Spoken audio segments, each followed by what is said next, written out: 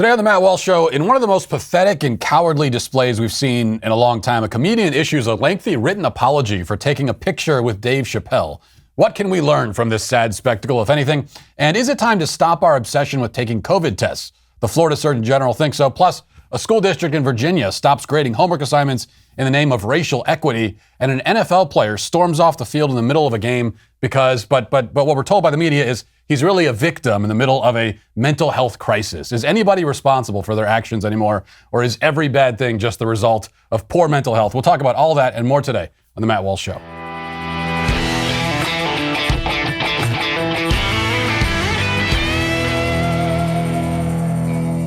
Well, now introducing a new sponsor that I'm very excited about. These are, it's Good Ranchers. And, you know, there's two things that I love. Good stories and great meat.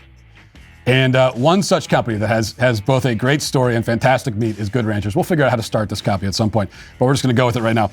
They are the exclusive meat company of the Daily Wire for good reason. They have 100% American meat, steakhouse quality, and it's all for an affordable price. Over 85% of the grass-fed beef in stores and online is imported from overseas, which undermines American farms and ranches and often causes them to close down. If you shop Good Ranchers today to support American-made, that means that you're helping to put the small farms back on top. And you're also just getting great meat. That's the most important thing.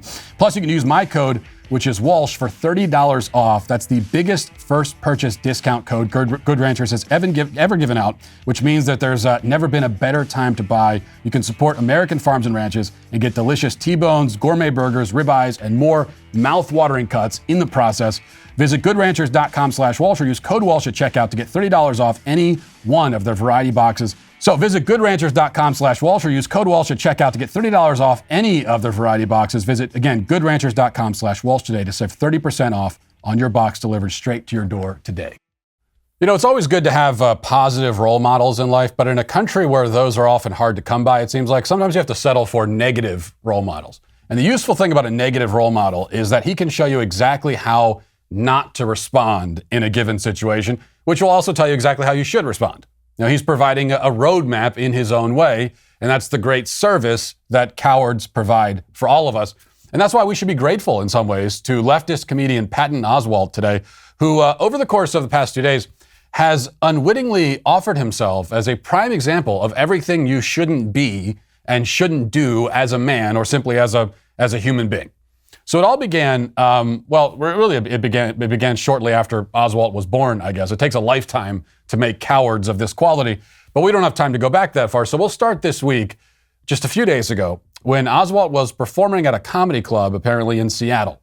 And his, as he says, dear friend of 34 years, Dave Chappelle, texted him and invited him to come next door to the arena where Chappelle was performing, doing his own performance, and he said that Oswalt could do a guest set there at his performance. So Chappelle was at an arena because he's a big popular comedian, and Patton Oswalt was at a small club because nobody cares about him. But Chappelle said, "Why don't you come over and you can perform in front of my bigger audience?" You know, it's a nice thing to offer.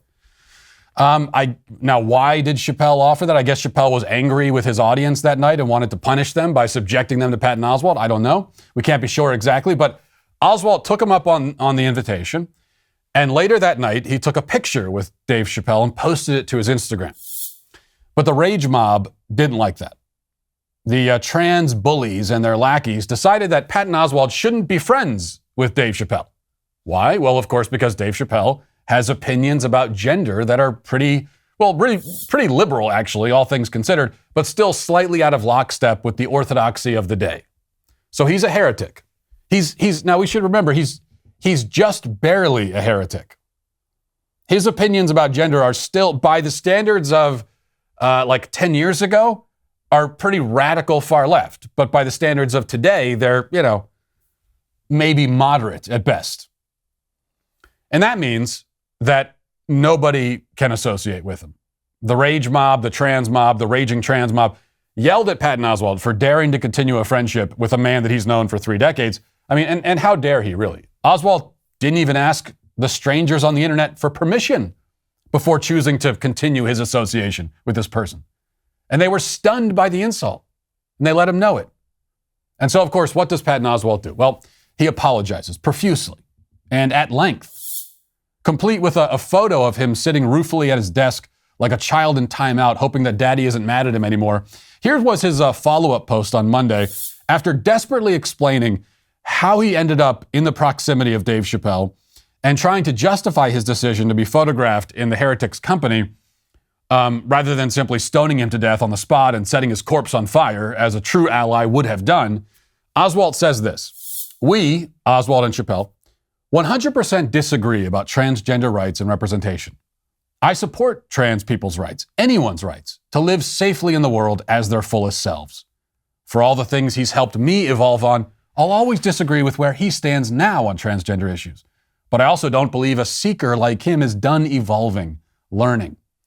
You know, someone that long, see the struggles and changes, it's impossible to cut them off. Impossible not to be hopeful and open and cheer them on.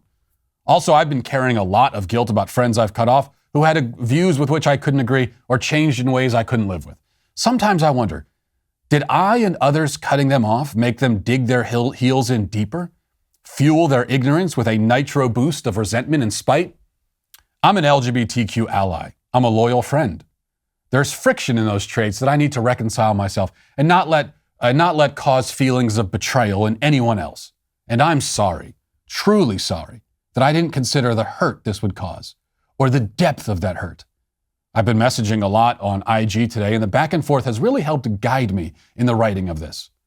I deleted a lot of posts in the comment thread, critical ones from LGBTQ writers, and posts by TERF/anti-trans orcs looking for clicks and giggles.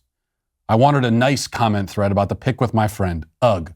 So easy to think someone else needs growth and miss the need in yourself. But I'm going to keep trying." So there you go. He's sorry, truly sorry. But he wants you to know that he's only remaining friends with the guy that he's known for almost 4 decades in an effort to cure him of his ignorance and help him evolve. So this is an evangelical mission, you see. He's hoping to convert Chappelle to induct him into the gender ideology cult, and that's the only reason he's staying friends with him. Now, naturally, he never explains what Chappelle is wrong about when it comes to gender. He also never explains how exactly anyone could be hurt, much less hurt with such great depth, just because a comedian they like is friends with a comedian they don't like. But those questions are irrelevant. He is just a mouse, much like the one he voices in the one single Pixar movie that my kids refuse to watch because they say it's boring, scurrying about, fearful and confused. I just hope that in all his scurrying, he doesn't accidentally bump into this other comedian who has said way more problematic things about trans people. So Patton Oswalt, watch out for this guy. His name is also Patton Oswalt. Watch. You said this is for like families and kids? Because this sounds really grim and creepy. Well, you didn't let me finish. Because we're also going to have men in bright clothing and makeup. Time out. You mean like transvestites, right? Well, technically, yes, but they're going to keep going so that they're clowns. You realize a clown is just a transvestite that doesn't stop. If you saw a guy in lipstick and eyeshadow, you'd be like, Timmy, leave him alone. That's his own thing. The guy's like, oh no, hang on. Woo! Like, oh, Timmy, he's a wonderful clown. Get over there. I didn't know you'd use a whole tube of lipstick on one cheek. Please, entertain my child. Run at him out of the darkness. He'll love it. Well, and I don't know how long ago that was, but it didn't look like it was all that long ago. And there is, of course, a direct link here. Out of all the adults bowing to cancel culture now, and especially to trans cancel culture, to LGBT cancel culture, precisely none of them have obeyed these rules their whole lives. Because these rules, as they stand right now, didn't exist their whole lives. Most of them, being empty, gutless cowards, have lived their whole lives trying to avoid the sin of wrongthink. So they've been trying to engage in groupthink and avoid wrongthink their whole lives. But the problem is that the thoughts which qualify as wrong and right tend to change. And what this means is that by obeying the thought police of today, you will inevitably end up disobeying the thought police of tomorrow. Because the rules are arbitrary and they change, and it's designed that way. And because we live in eternal now, where nothing is ever allowed to simply stay in the past, and we're all called perpetually to answer for everything we've ever said or done, no matter when we said or did it, the people who have been trying to stay up on the rules will always be in violation of them. It's a losing game, but it's the only one they know how to play. It's too late now for a guy like Oswald to suddenly grow a spine, a mind of his own, an intellectual identity of his own. He's doomed to finish his life as he's lived it until now, lying prostrate before the mob, begging to be loved and accepted, or at least pitied if he can't have love and acceptance. You know, a few years ago when Oswald was jumping on the dog pile to slander the Covington Catholic kids as racists, he tweeted this about them. He said that they are, quote, bland, frightened, forgettable kids who will grow up to be bland, frightened, forgotten adult wastes. That was a grown man talking about 15-year-old kids at the time, by the way. But he should have been talking to a mirror because he described himself and his ilk perfectly. Bland, frightened, forgettable. Couldn't have said it better myself. Now let's get to our 5 headlines.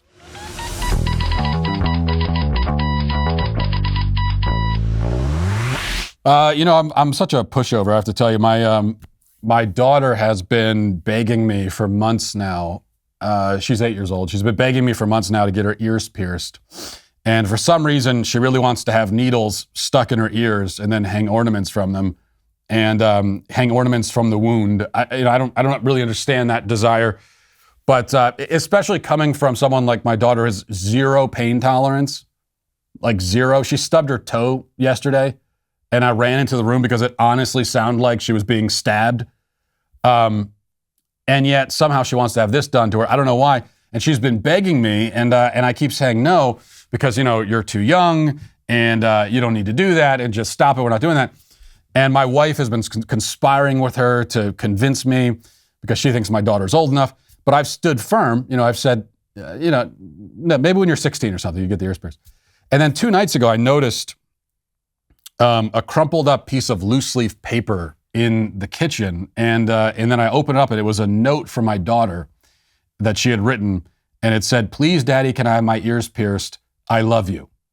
And I asked my wife when she wrote the note, and she told me that that my daughter apparently had written it, this very heartfelt, lengthy note. She had written it a couple of weeks ago, but then didn't give it to me. I guess because I've been so gruff about the ears pierced thing that she figured I would say no, so she ended up not giving it to me, and she threw it away. And that was all it took for some reason. It was that pathetic little note scribbled on loose leaf, left pitifully in the kitchen, that broke my defenses. And the guilt trip landed successfully. And I told her that, she can have the ears pierced if she wants. I'm continually discover that I'm very easy to manipulate. And I realize that. And I also realize that my daughter's smart enough that this might have all been a plan on her part.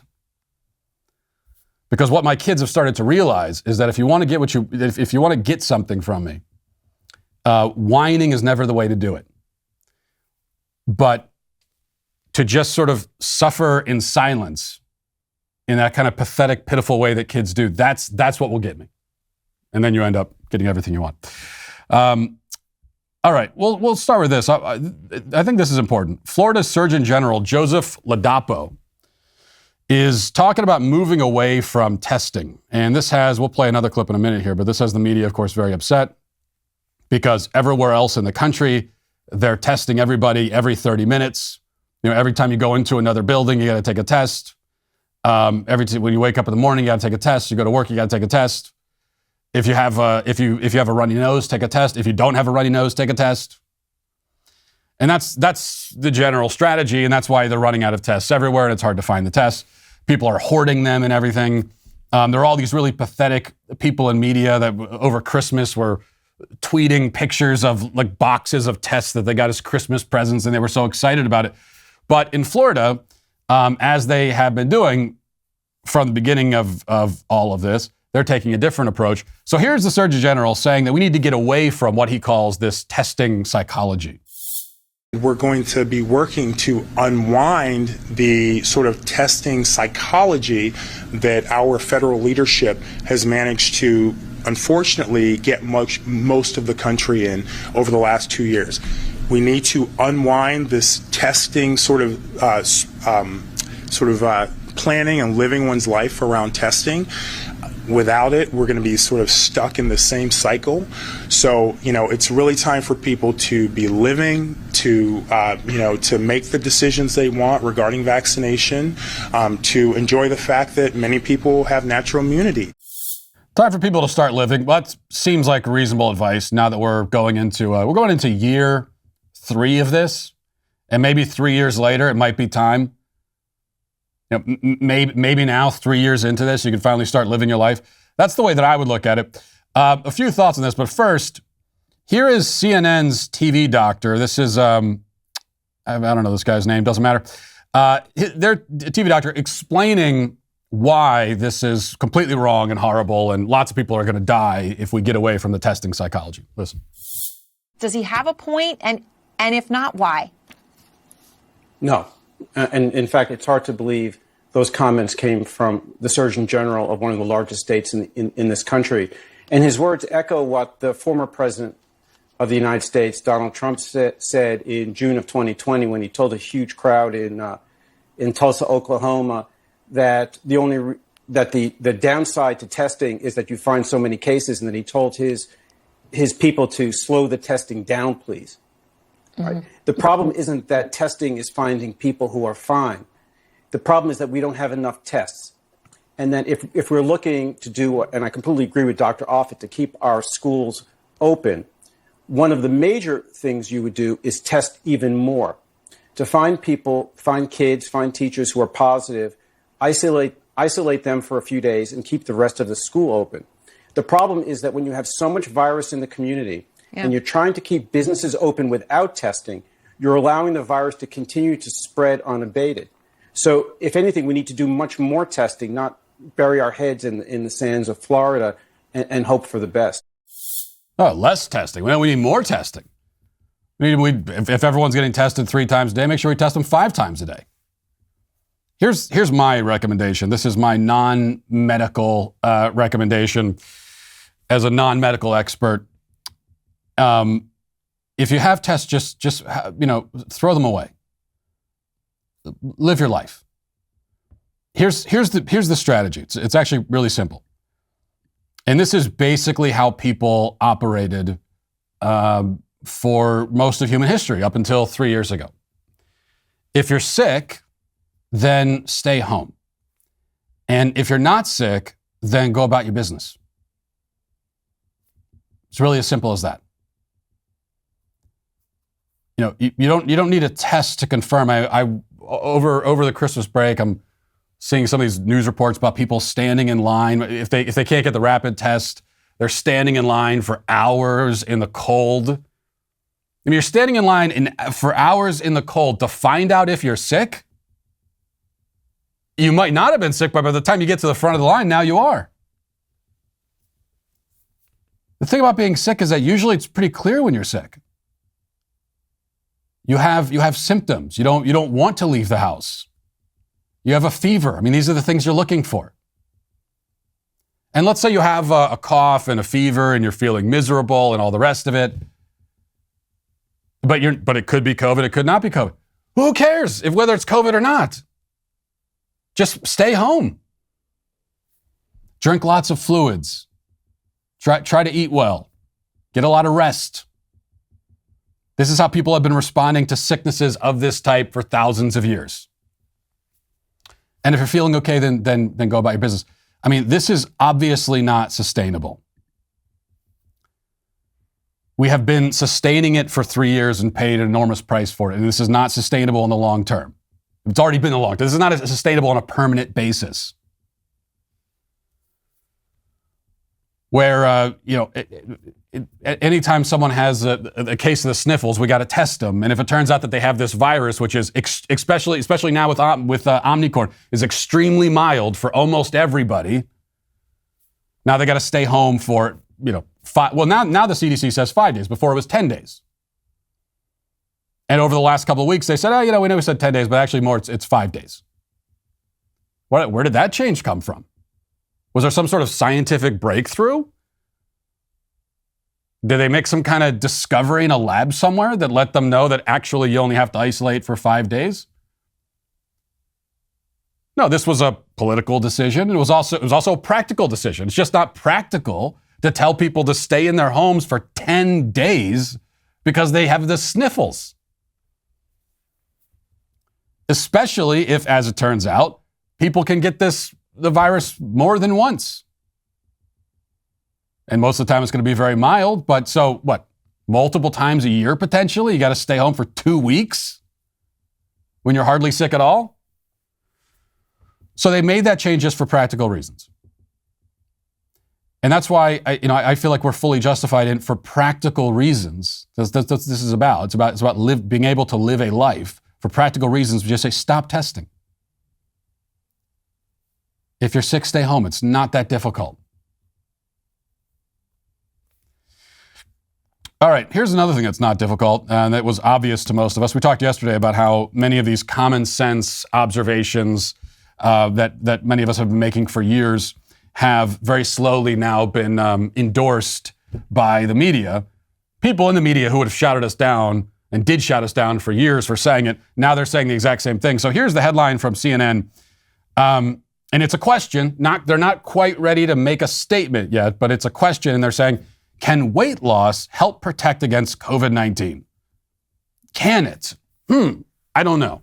It says, in the holiday season, when the average American can easily pack on a few pounds, experts say there's another reason to pay attention to your weight, COVID-19. People who are overweight or obese are at a much higher risk of much more severe disease and even death from COVID-19. And one new study suggests that losing weight can reduce that risk. One study suggests that? Now, let me clarify for you. It's not one study that suggests that. Every single study that's looked at this has found that. And that's also true, by the way, of like almost every disease. You know, if you're obese, then you're going to be at a greater risk when it comes to almost any illness because you're unhealthy. You're starting from a baseline of being unhealthy. You're going to have a better shot against literally any sickness if you're in good physical shape. Now, that's the case generally, but there does appear to be something unique about COVID where you are especially susceptible to, for whatever reason, you're especially susceptible to it if you're obese, especially severely obese.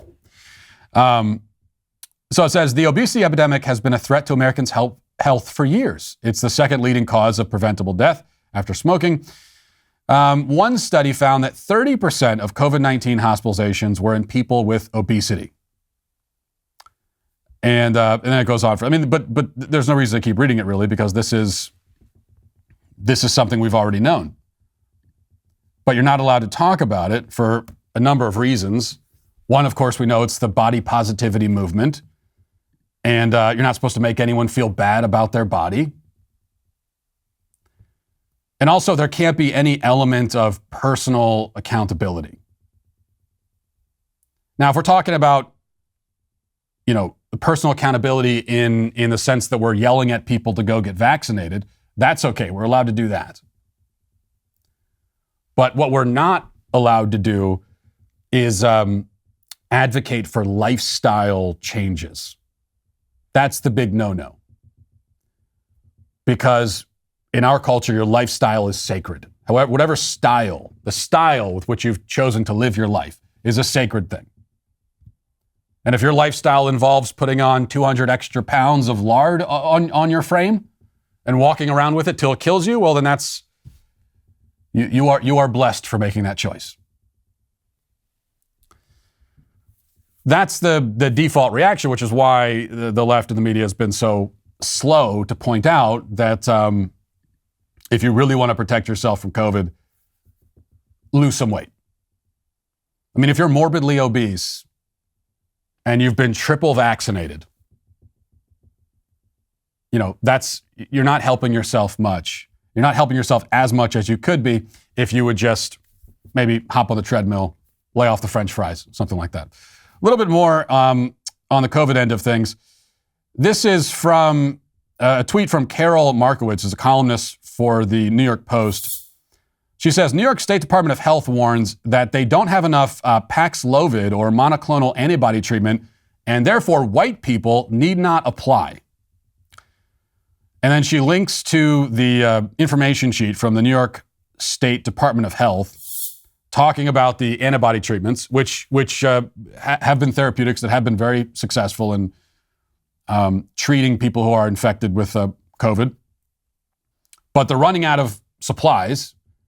And so they got to start making decisions about who gets them. And now they're deciding on racial grounds. So from the little fact sheet here, it gives you the eligibility requirements. And here's what it says. There's a little bit of euphemistic language here, little bit, but not much. It says eligibility. Oral antiviral treatment is authorized for patients who meet all of the following criteria. Age 12 years and older, weighing at least 88 pounds. Okay.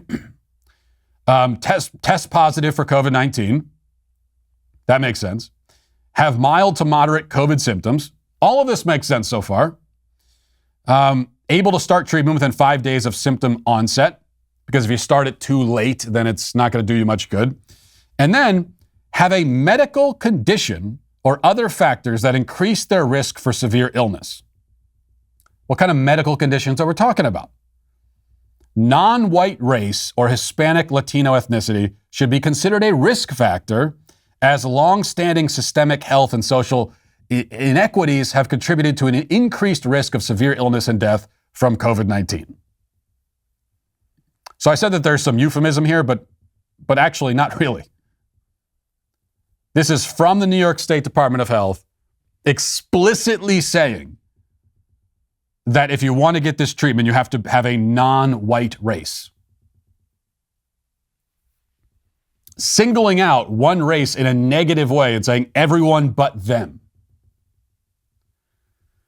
And this is already absurdly, grotesquely illegal. It's not even close to legal. And there's no justification for this that can make it legal. But what they're arguing is that, well, if you're a non-white race, then you've been subject to systemic inequalities. You haven't had a chance to have access to the same kinds of treatments, and therefore we got to balance things out. You know, maybe kill off a few of the whiteys. We could balance things out that way. If you were really worried about giving out these treatments and especially focusing on people who have been the victims of systemic inequality or whatever, then it would be one thing if they said, well, we're going to prioritize people of a certain income level. You know, we're going to prioritize the poor. I still would not be in favor of that. When it comes to potentially life-saving treatment, I mean, you should be excluding anyone based on race or income or anything else. But if you're actually concerned about inequalities and making sure that people who haven't had the opportunities get the opportunities, then that's what you would do. And notice again, I think it's worth reiterating how they're not singling, they're singling white people out in a negative sense. And I think that's really significant. They're saying members of the non-white race are the ones that we're gonna help. Completely illegal and absurd. All right, let's move on to this here.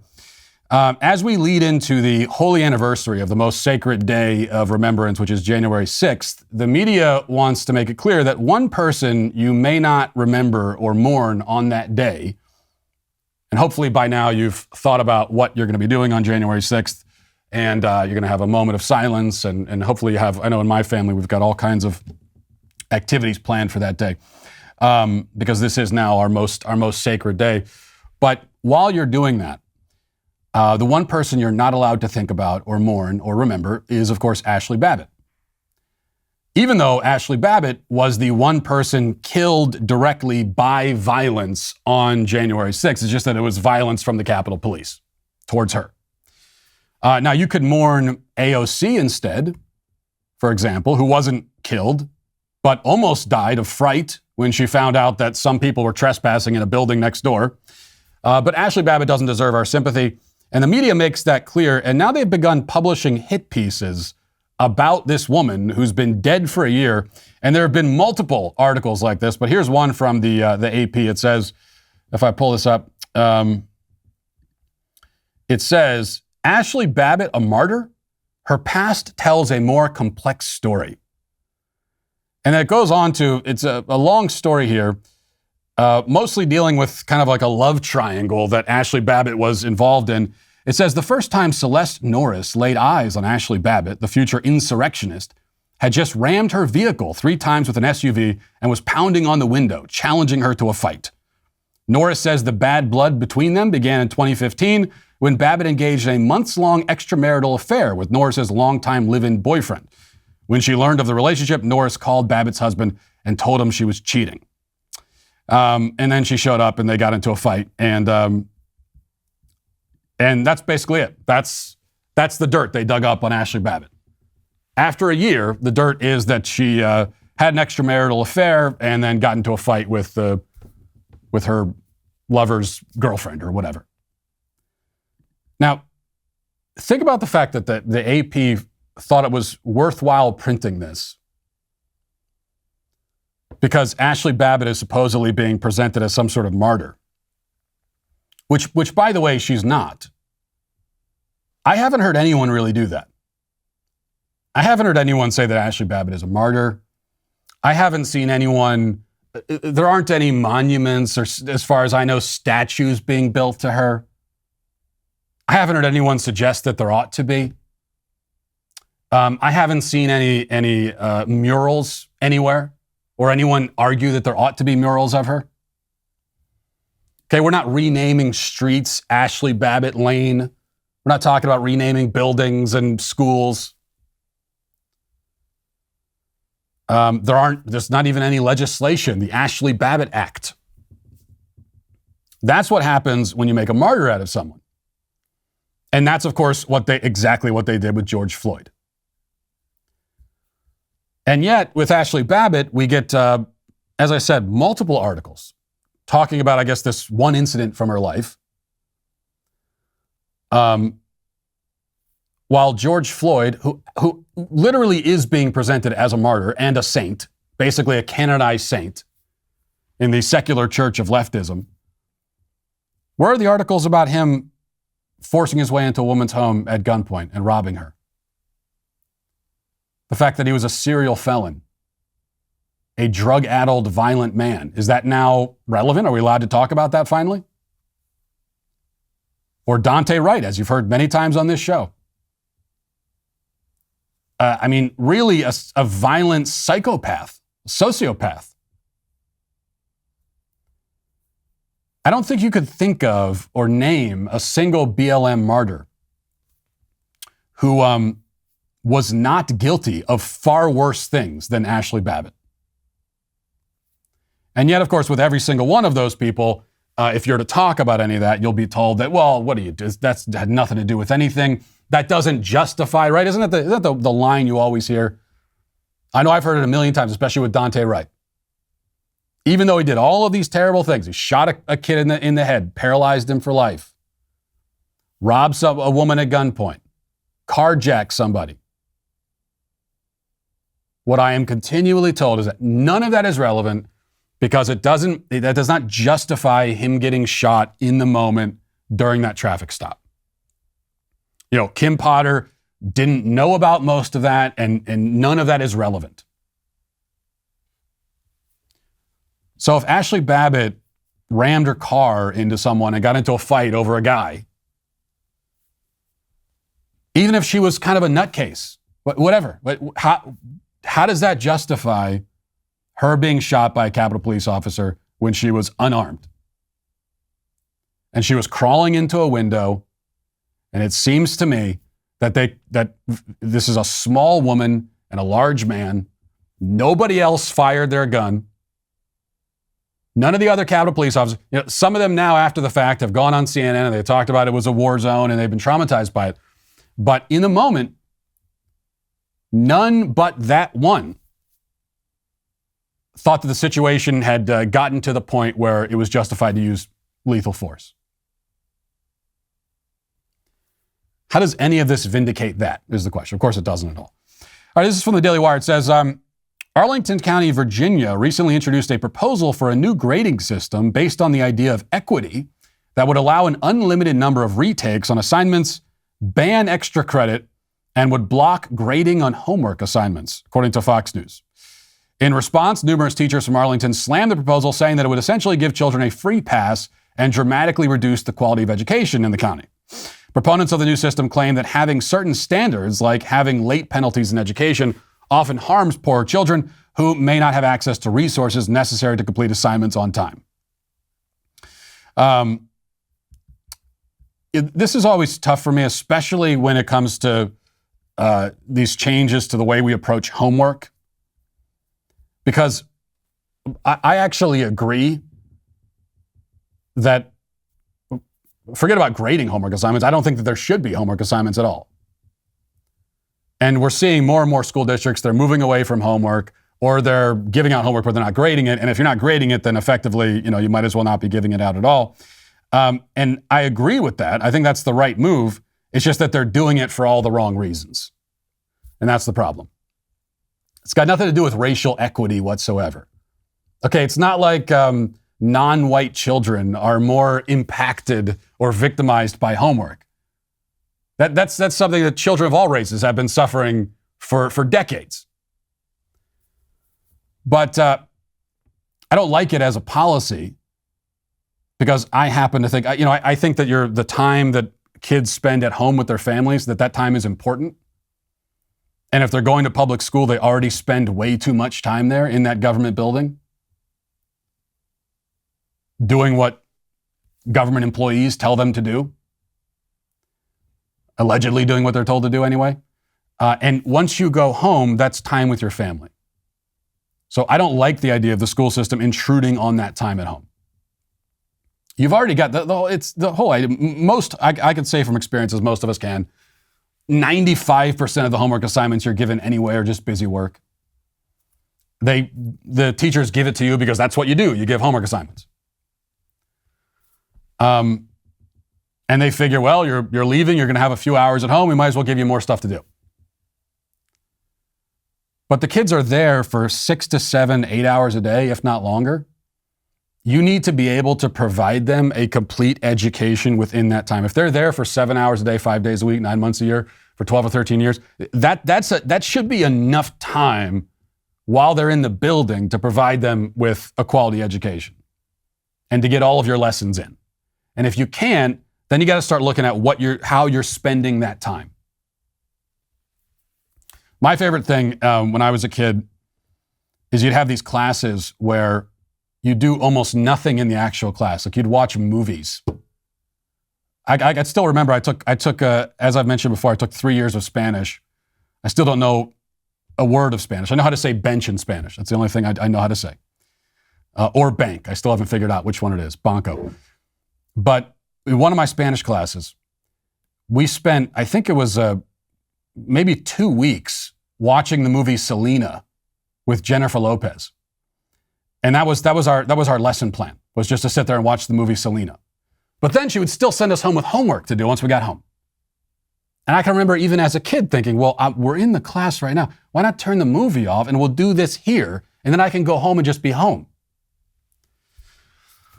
So I'm in favor of that. Get rid of homework. Shouldn't be graded. Shouldn't be given it out at all. But even when they do the right thing, they do it for the wrong reasons. That's what we find so often. And finally, before we get to the comment section, I wanted to mention this headline as well.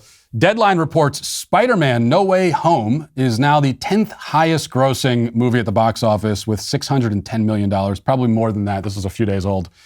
I just wanted to say, very rarely do I actually see these big blockbuster movies when they're in theaters, and I did see this one. I took my kids to see it over the Christmas break.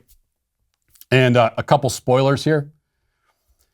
And I hate to be so predictable, but I have to tell you that I didn't like the movie. I know it seems like everyone loves it. It's got like 105% on Rotten Tomatoes. Everyone loves the movie. For me, the Spider-Man movie exemplifies everything that's wrong with superhero movies. And first of all, just to run through some of the problems. There are no stakes Okay, I don't mean STEAKS. There's nothing at stake. Okay, there's not a whiff of suspense or narrative tension with these movies because every problem is solved with either miraculous technology or superpowers. And okay, that part I get. It's a superhero movie or literal magic now. It's been a while since I've seen one of these, and now apparently now in the Marvel superhero universe, they have actual wizards who can just fly in and snap their fingers and make everything okay. So there's no limits, there's no rules within the universe itself, and then so it's like watching someone play a video game with all the cheat codes. There's no suspense to it. There's no point in watching it. I'm fine, obviously, with the idea of a superhero movie or a science fiction movie where things can happen in that world that can't happen in reality. That makes sense. It's fiction. But what you have to do, and this is just good writing, you set the rules for this universe in the beginning. And the rules can be completely different from the rules in our universe. That's fine. But then you have to obey those rules within the story. Instead, in this movie, you could have a super villain from a previous film, and he took up multiple films. He was a big bad guy in previous films, and in this one, he was like turned good with a contraption that a kid whips together in a lab out of scrap metal in 3 minutes. They never explain how he did it, but okay, well you could do that now.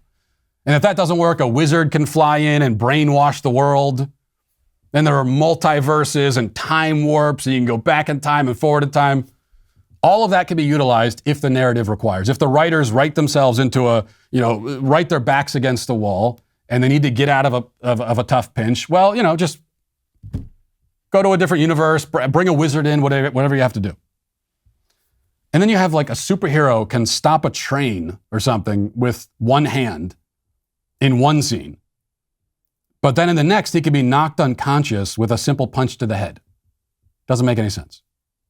You see, the rules are rewritten depending on what the writers need for each scene, and it's lazy and boring. It's fun for the kids, but it's bad filmmaking. That's my issue with Spider-Man.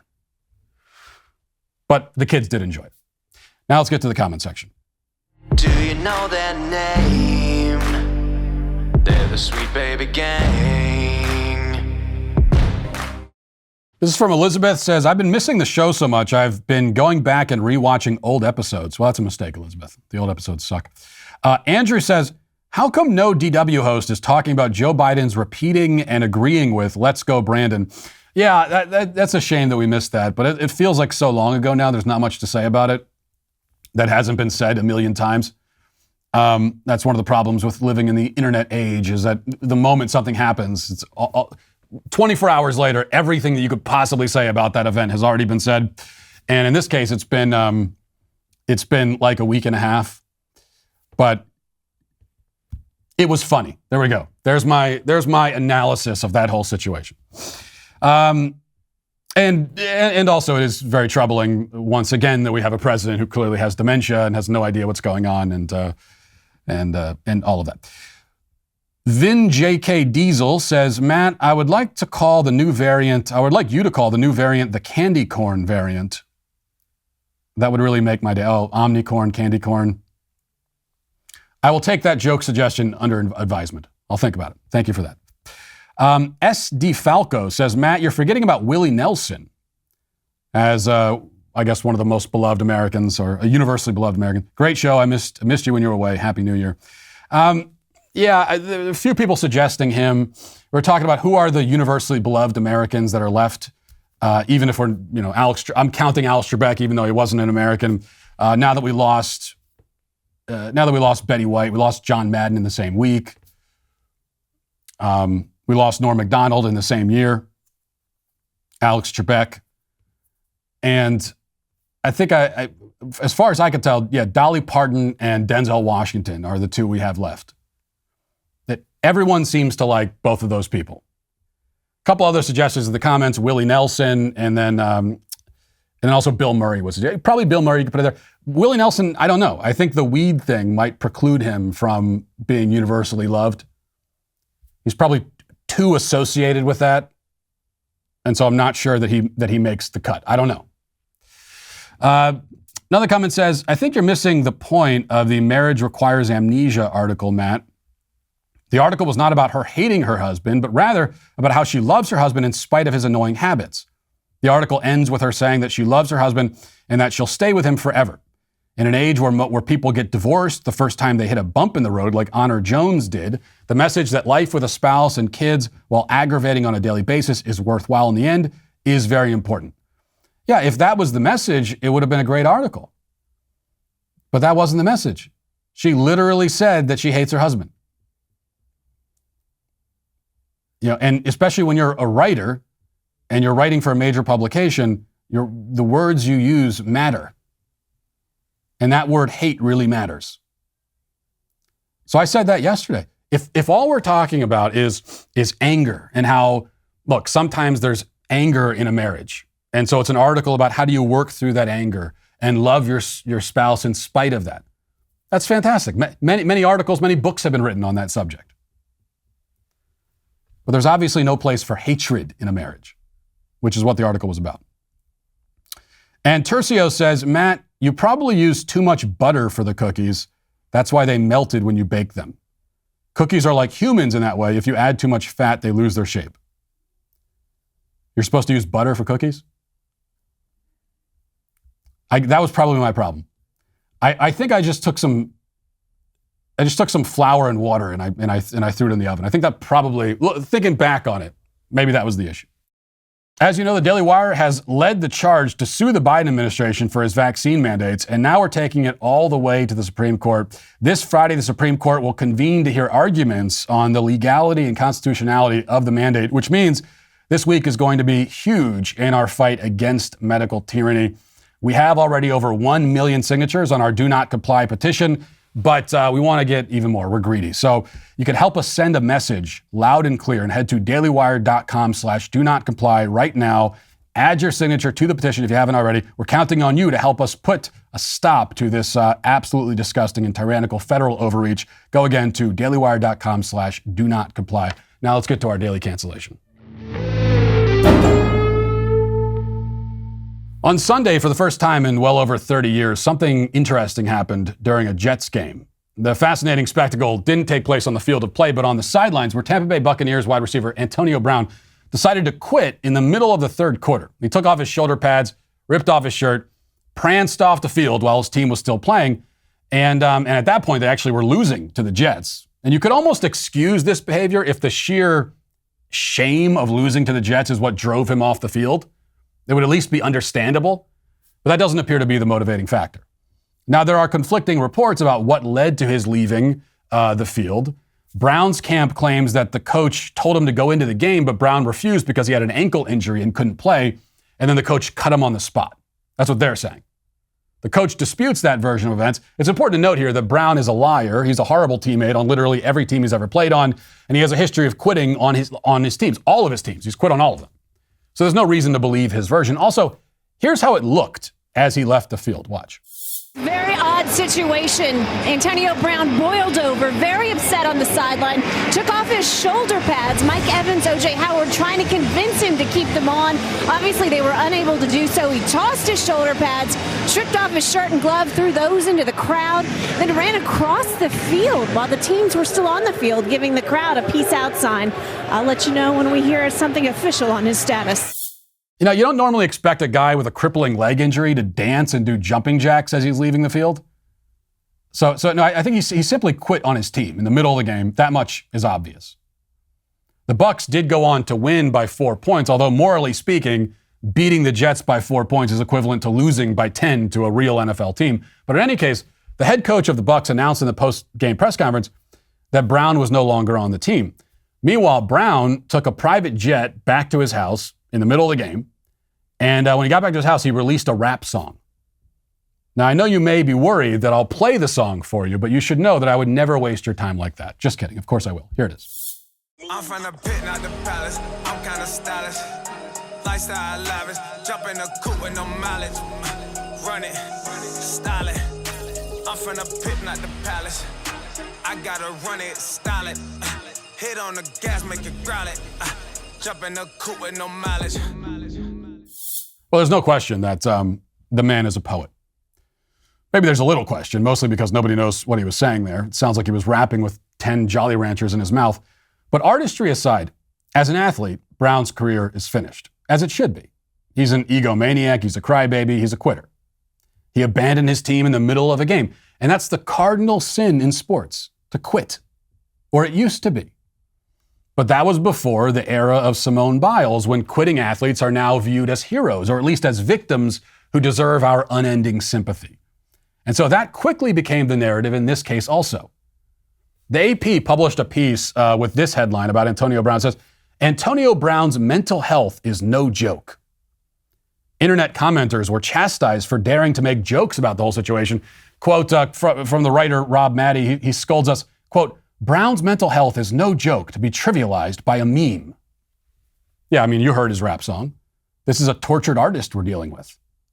Let us not trivialize him. It's not as though he's trivialized himself, right? Maddie argued that even if Brown is out of the league forever now, he should still, quote, get the benefit of various mental health services the NFL offers players and team personnel. The other sports writers chimed in. Ross Tucker said on Twitter, I expressed significant concern about Antonio Brown's mental health over 2 years ago. The man needs help.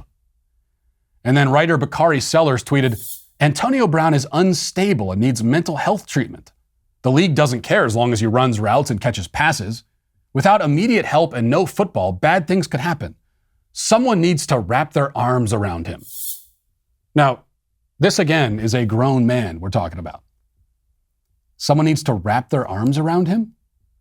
The author Malcolm Gladwell echoed these concerns. He said, I'm stunned by the lack of sympathy for Antonio Brown.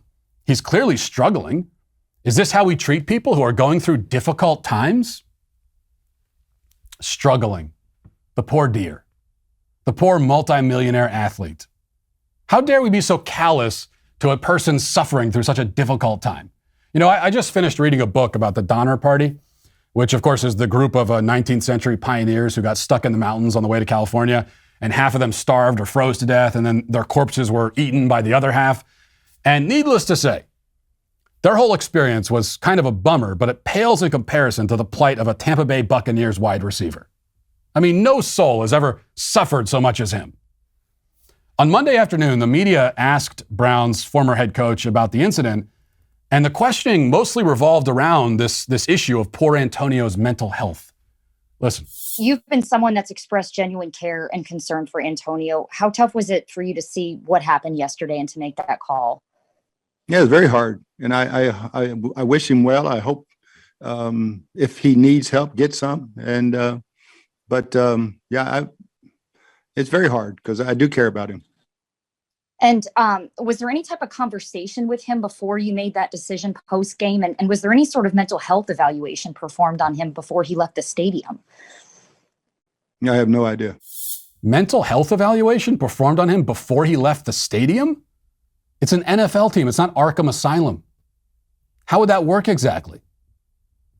Meanwhile, back on social media, thousands of random people who also apparently happen to be expert neurologists all decided that Antonio Brown must have CTE, which is the brain condition brought on by repeated blows to the head. It's been declared over and over again that Brown isn't at fault for any of his actions. He got hit in the head one too many times, and somehow, though nobody can really explain how, that caused him to act like an enormous jerk. Now, the problem with this diagnosis, of course, is that the people making it are utterly and completely full of crap. CTE is still quite mysterious. We don't know for sure how it relates to football injuries, or if it does. And even if it does, we don't know how it would cause people to act in certain ways, or if it does.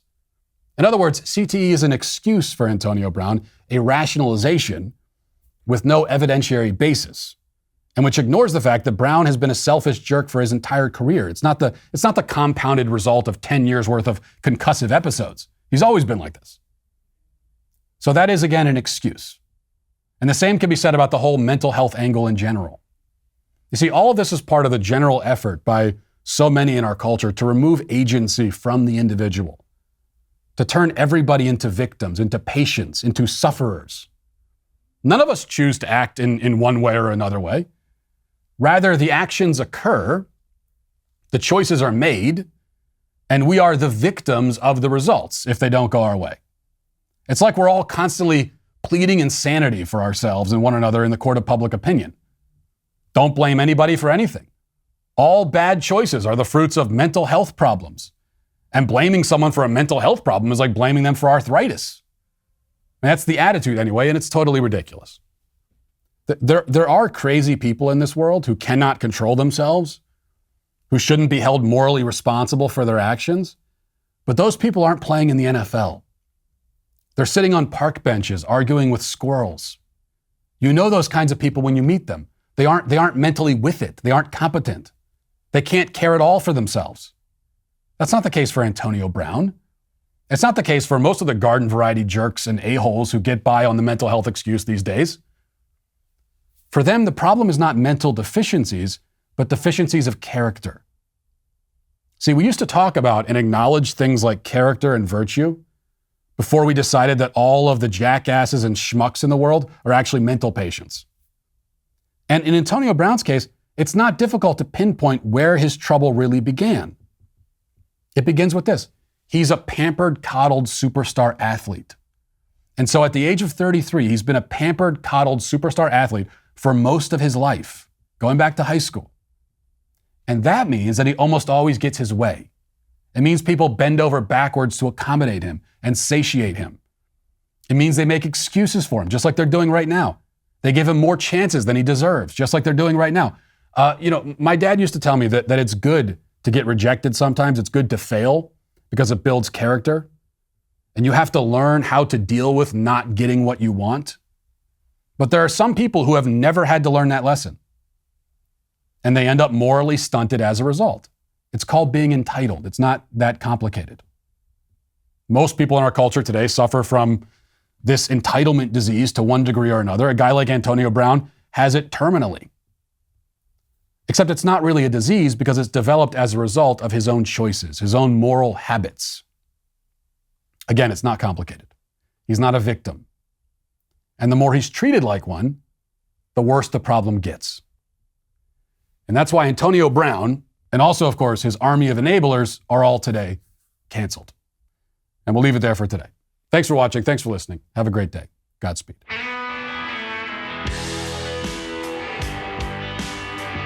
The Matt Walsh Show is produced by Sean Hampton, executive producer Jeremy Boring.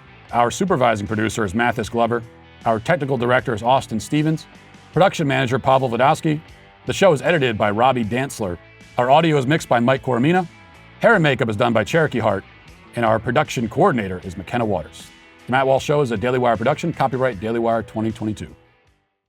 Dr. Fauci accidentally admits that he collaborated with the Chinese communists. Big Tech suspends a sitting U.S. congressman for wrongthink. And the libs and their collaborators gear up for the sacred feast of January 6th. Check it out on The Michael Knowles Show.